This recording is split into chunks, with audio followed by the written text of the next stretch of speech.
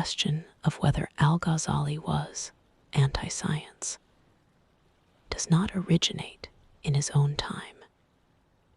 It emerges much later, formed by retrospective judgment rather than contemporaneous dispute.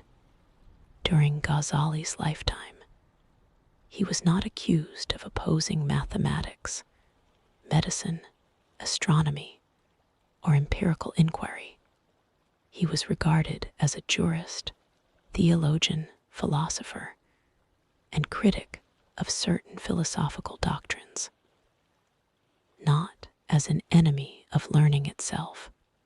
The charge of being anti-science is a modern construction, born from a collision between medieval intellectual categories and modern expectations. To understand the accusation, one must first understand where it comes from.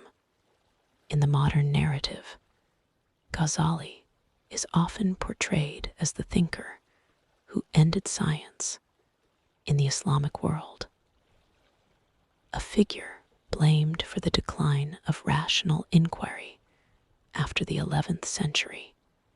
This narrative usually rests on three assumptions.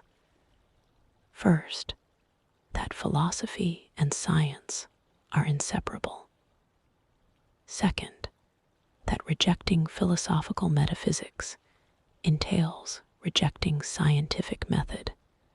And third, that Ghazali's critique of causality amounts to a denial of natural order.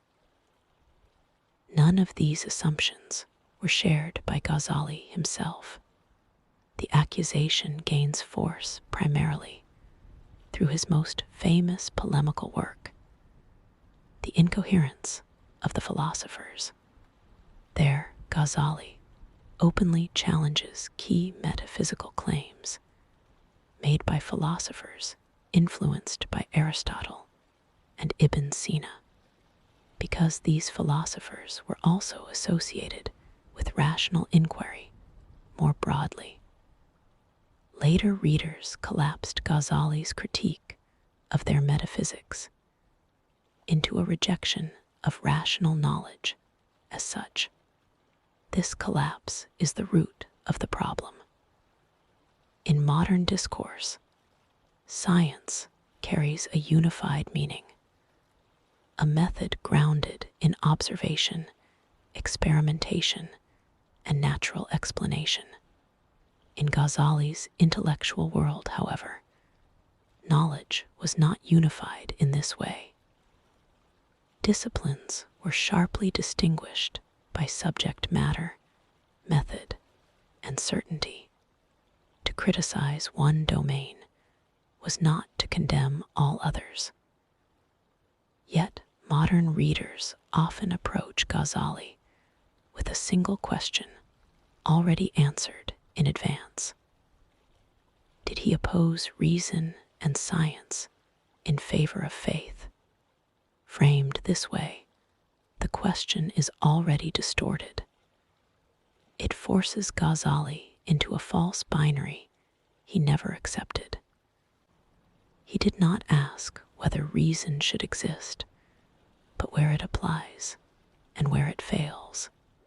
His concern was not the production of knowledge, but the authority improperly granted to certain kinds of knowledge beyond their limits.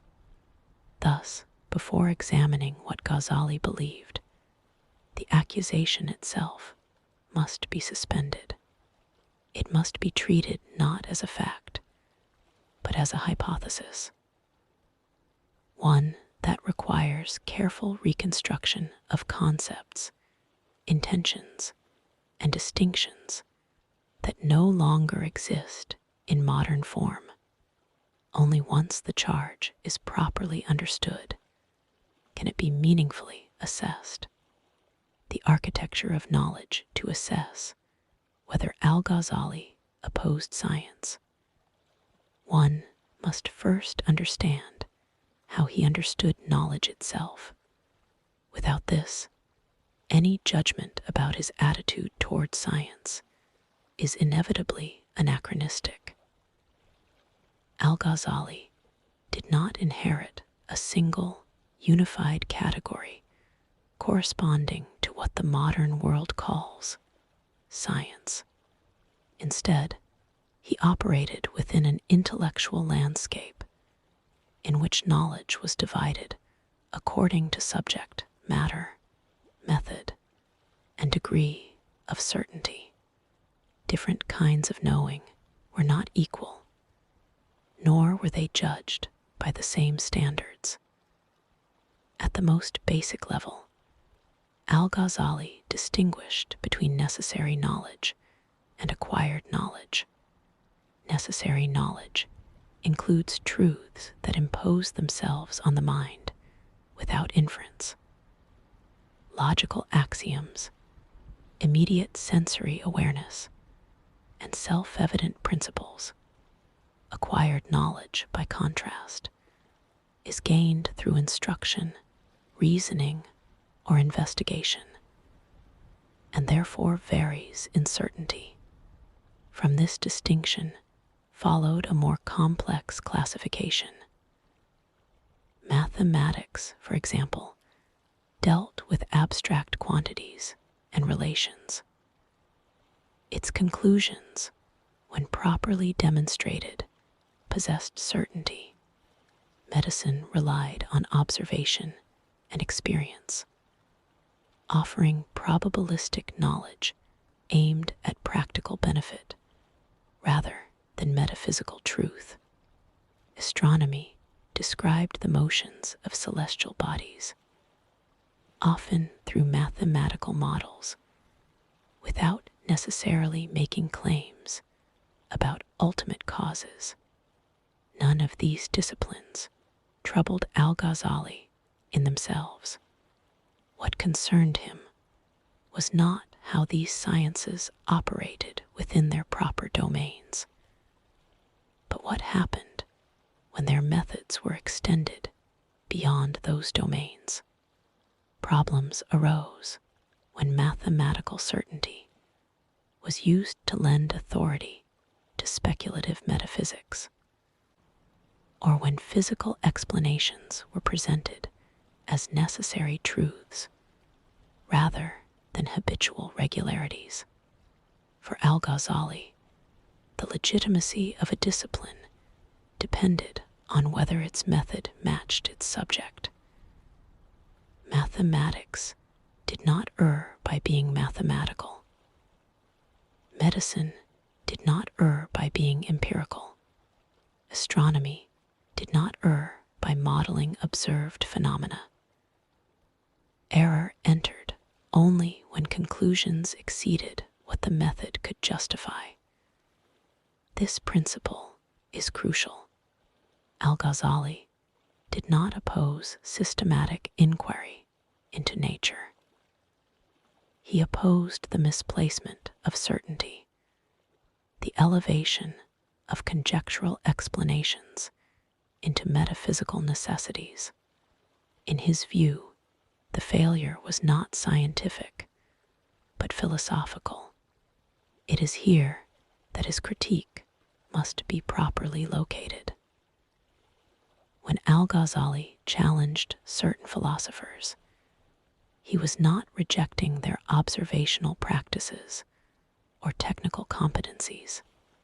He was questioning the epistemic authority they claimed on the basis of those practices. Thus, before any accusation of hostility toward science can be sustained, one must reckon with this internal architecture of knowledge. Without understanding how Al-Ghazali differentiated kinds of knowing, one cannot understand what he accepted, what he rejected, and why. Only after this groundwork is laid can his confrontations with philosophy be examined without distortion. Philosophy at the point of rupture, with the structure of knowledge clarified. Al-Ghazali's confrontation with philosophy can now be approached without confusion. His engagement with the philosophers was not casual, nor was it dismissive. It was deliberate, informed, and internal. Before criticizing their conclusions, he mastered their methods. Al-Ghazali studied philosophy extensively, not as an outsider, but as a participant. He read the works of the philosophy in their strongest forms, especially those influenced by Aristotle and systematized by Ibn Sina. Logic, physics, metaphysics, and psychology were not foreign to him. He accepted much of their logical apparatus and did not dispute their competence in mathematics or empirical observation.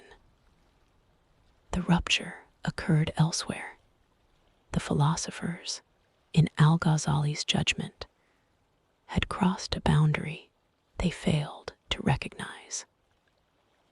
They treated metaphysical claims with the same confidence as mathematical demonstrations. They spoke of necessary causes, eternal substances, and immutable natural laws, as though these were established with certainty, rather than inferred through habit and analogy. Al-Ghazali did not deny that patterns exist in nature. What he denied was that these patterns possess necessity in themselves. The philosophers argued that certain effects must follow from certain causes by the very nature of things. Fire must burn cotton. Celestial motions must follow fixed, intelligible principles. The world must operate according to intrinsic causal powers. For Al-Ghazali, this claim exceeded what reason could legitimately establish. Reason can observe regular succession. It can note that events habitually follow one another, but it cannot demonstrate that this succession is necessary in itself, independent of divine will. To assert necessity is to make a metaphysical claim, one that reason alone cannot secure. This is the precise point at which philosophy, in his view, overreached. The danger was not intellectual curiosity, but metaphysical confidence. When philosophers spoke as though natural causes operated autonomously, they risked displacing divine agency. Even if this displacement was unintended, its implications were profound. It altered the meaning of power, responsibility, and dependence. Thus, Al-Ghazali's critique was not directed at observation, calculation, or systematic inquiry. It was directed at the interpretation placed upon those activities. The same astronomical model could be harmless when treated as a descriptive tool, or misleading when treated as a statement about ultimate reality. This distinction explains why Al-Ghazali could reject certain philosophical doctrines while affirming others. Logic remained valid. Mathematics remained certain. Medicine remained useful. What failed was metaphysics claiming necessity, where only regularity could be shown. The rupture, then, was not between faith and reason, but between epistemic humility and epistemic overreach. Al-Ghazali did not ask philosophers to abandon reason. He asked them to recognize its limits. It is at this juncture that his famous critique takes shape, not as an attack on learning, but as a boundary drawn around what learning can rightly claim. Causality and the question of necessity. At no point did the accusation against Al-Ghazali gain more force than in his treatment of causality. It is here that modern readers most often conclude that he rejected science itself. This conclusion, however, rests on a failure to distinguish between denying necessity and denying regularity. Al-Ghazali did not deny that events in the natural world occur in consistent patterns. He did not deny that fire is regularly followed by burning, that medicine regularly produces healing, or that celestial bodies move according to observable order. What he denied was that these patterns are bound together by intrinsic causal necessity. For the philosophers he opposed, causality was not merely observed, but essential. Causes were thought to contain within themselves the power to produce effects. Fire burns cotton by its nature. Medicine heals by its inherent efficacy. Given the cause, the effect must follow. Al-Ghazali challenged this assumption at its root. He argued that what human beings observe is succession, not necessity. One event follows another, repeatedly, reliably, predictably. But the mind makes an unwarranted leap when it concludes that the first event produces the second by its own power. That conclusion is not observed, it is inferred. This inference, Al-Ghazali maintained, cannot be justified by reason alone. No contradiction arises from imagining fire touching cotton without burning it. The mind can conceive the separation of cause and effect without logical impossibility. If necessity were truly inherent, such separation would be inconceivable. From this perspective, natural regularity becomes a matter of divine custom rather than natural compulsion. God creates events in stable patterns, allowing the world to be intelligible and life to be practical. But these patterns are not autonomous. They persist because they are sustained, not because they are self-sufficient. This distinction is critical. Al-Ghazali was not undermining the reliability of experience. On the contrary, he affirmed that the world operates with consistency precisely so that knowledge, planning, and responsibility remain possible.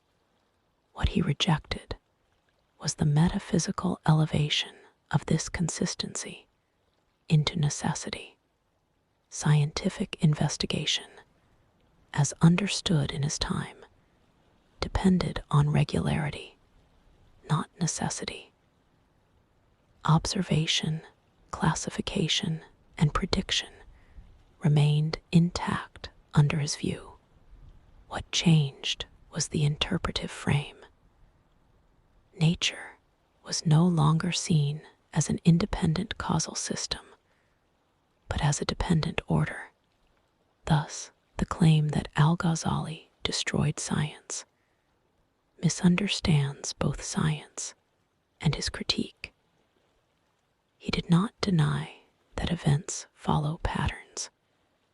He denied that those patterns explain themselves. The consequence of this move was not chaos, but humility.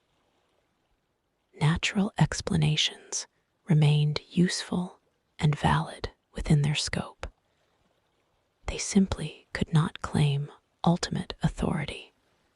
This is the point at which the accusation reaches its peak and begins to unravel.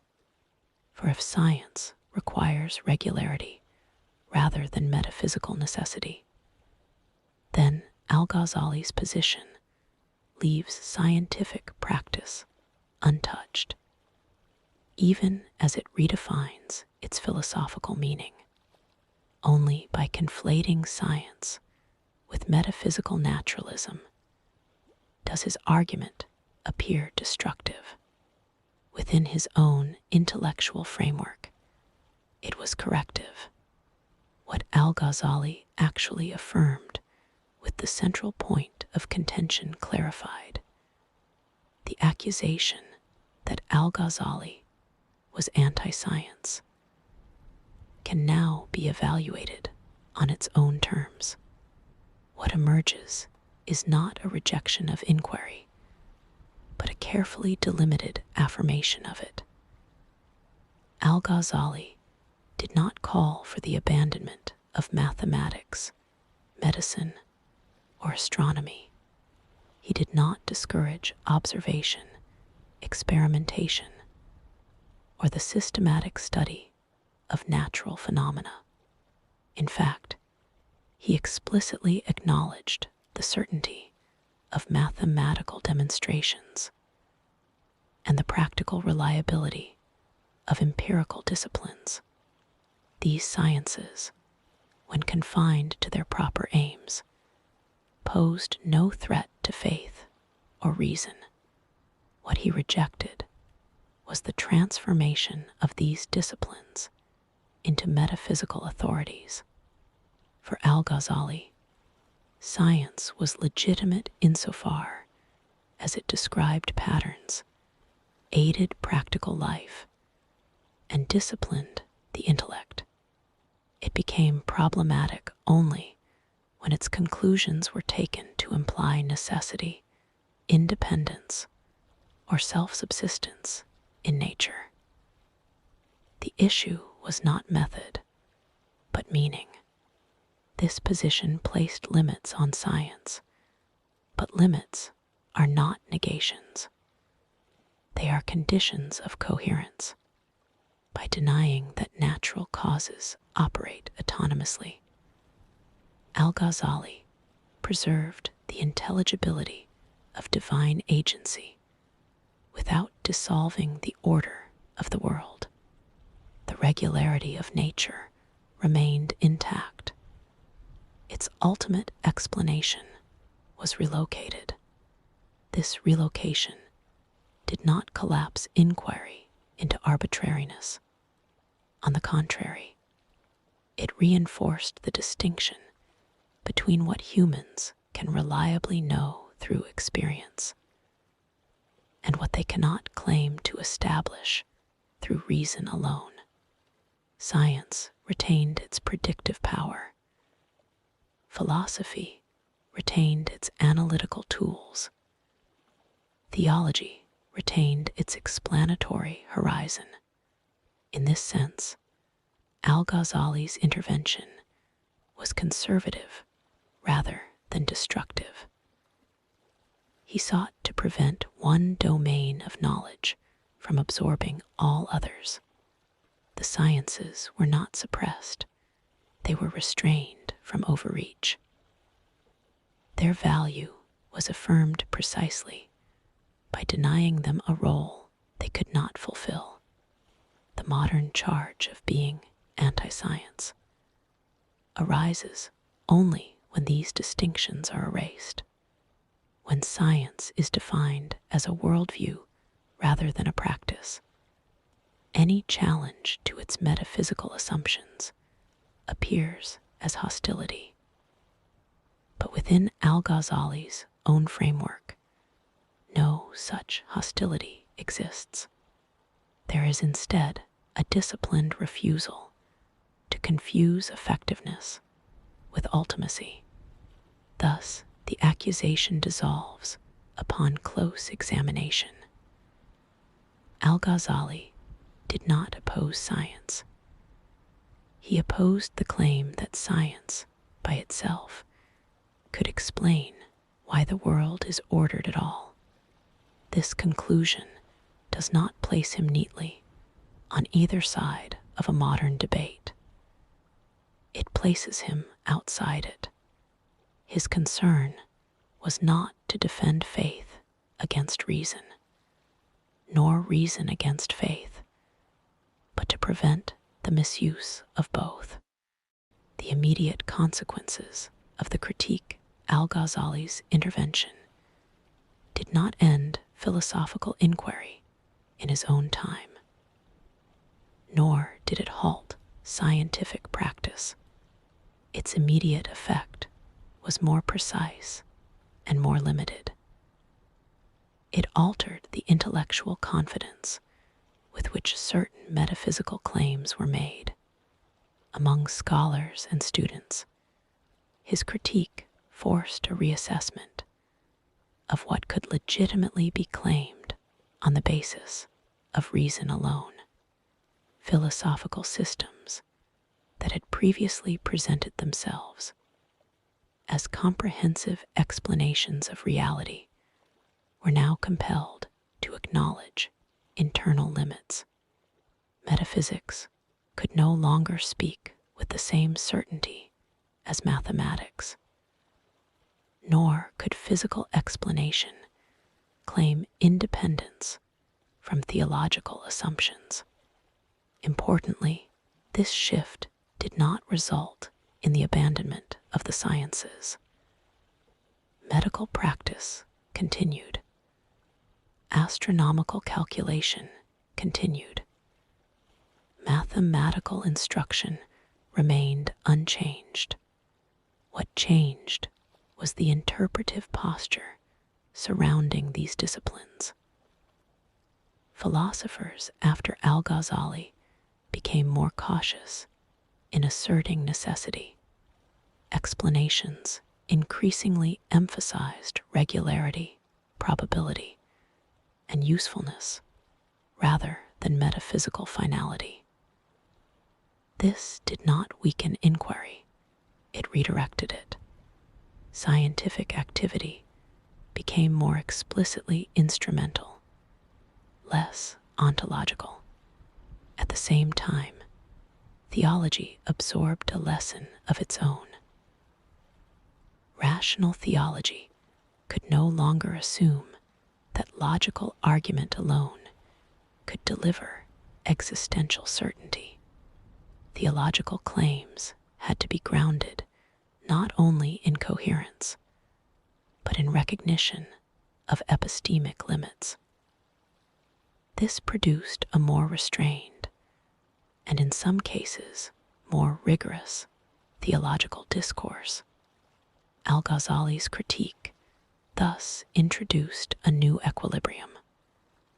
Philosophy, science, and theology continued to exist, but with clearer boundaries. None was eliminated.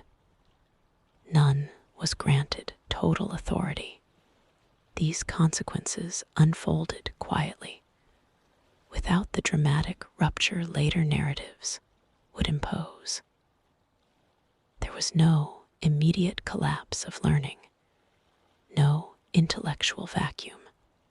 There was instead a recalibration of confidence. This recalibration is crucial to understanding why Al-Ghazali was influential without being destructive. His impact lay not in silencing inquiry, but in disciplining it. The long shadow of misreading the charge that Al-Ghazali was anti-science does not arise from the immediate consequences of his work, but from how later generations reframed his intervention under radically different intellectual conditions. The misreading begins when Ghazali's carefully bounded critique is lifted out of its original epistemic framework and judged by standards that did not yet exist. Several centuries after Ghazali, the structure of knowledge itself began to change. In Europe, natural philosophy gradually fused with experimental method, eventually producing what we now call modern science. Metaphysics, physics, and method became increasingly entangled. When this unified conception of science was retrospectively projected backward, earlier distinctions collapsed. Philosophy was no longer seen as one discipline among others, but as the intellectual engine of scientific progress itself. Within this new framework, Ghazali's critique of philosophical metaphysics appeared catastrophic. If philosophy was the foundation of science, and Ghazali undermined philosophy, then he must have undermined science. This conclusion followed logically, but only within a framework Ghazali never inhabited. Another source of misreading lies in selective transmission.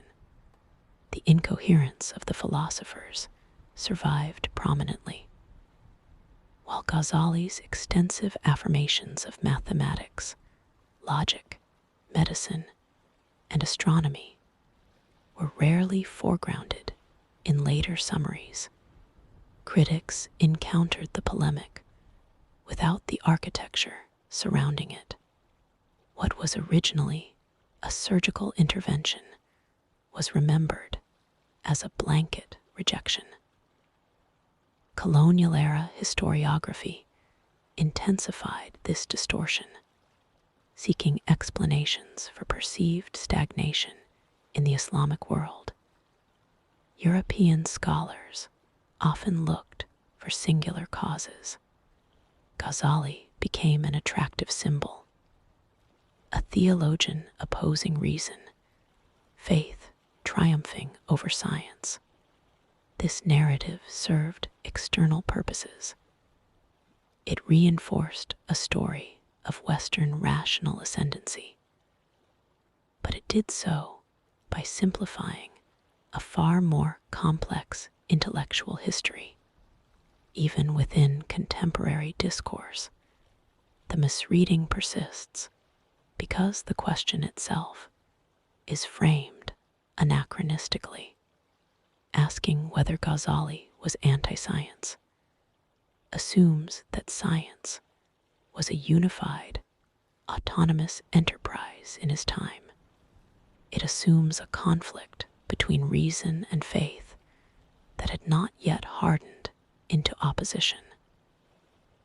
It assumes that critique implies hostility rather than boundary setting. Thus, the long shadow of misreading is not accidental. It emerges from conceptual drift, selective memory, and modern anxieties projected backward. Ghazali becomes less a historical figure and more a screen onto which later generations cast their own intellectual conflicts. By the time the accusation fully crystallizes, it no longer describes Ghazali's thought. It describes the distance between his world and ours. Judgment without anachronism to ask whether Al-Ghazali was anti-science is ultimately to ask the wrong question in the wrong language. The accusation dissolves once the categories that sustain it are removed. Ghazali neither rejected empirical inquiry nor opposed rational investigation as such. What he resisted was the unwarranted expansion of authority, the assumption that methods valid in one domain could legislate truth in all others. throughout his work. Ghazali insists on differentiation. Mathematics yields certainty within its abstractions. Medicine operates through experience and probability. Astronomy describes regularities in the heavens. None of these are threatened by his thought. What is threatened is the philosophical move that treats such disciplines as metaphysical arbiters, as capable of establishing necessity, causality, and ultimate explanation. When judged within his own framework, Ghazali emerges not as a destroyer of knowledge, but as a regulator of epistemic claims. He does not deny order in nature. He denies that observed order proves metaphysical necessity. He does not deny causation in practice. He denies its elevation to an independent explanatory principle. His concern is not how the world behaves, but how far human reason may legitimately claim to explain why it behaves as it does. This position is neither anti-scientific nor irrational. It is methodological restraint grounded in theological commitment. Ghazali accepts reason fully within its proper scope and limits it only where it overreaches. In doing so, he articulates a vision of knowledge in which different modes of inquiry coexist without collapsing into one another. The persistence of the accusation reveals more about modern expectations than medieval realities. Contemporary audiences often seek clear alignments. Faith versus reason, science versus theology. Ghazali refuses these binaries. His thought belongs to a world in which intellectual life was plural, layered, and disciplined by boundaries, rather than driven by totalizing ambition. Thus, the final settlement is not a verdict against Ghazali, but against the question itself. When the charge of being anti-science is stripped of anachronism, it loses its force. What remains is a thinker engaged in a precise and careful task, preserving the integrity of reason by preventing its misuse.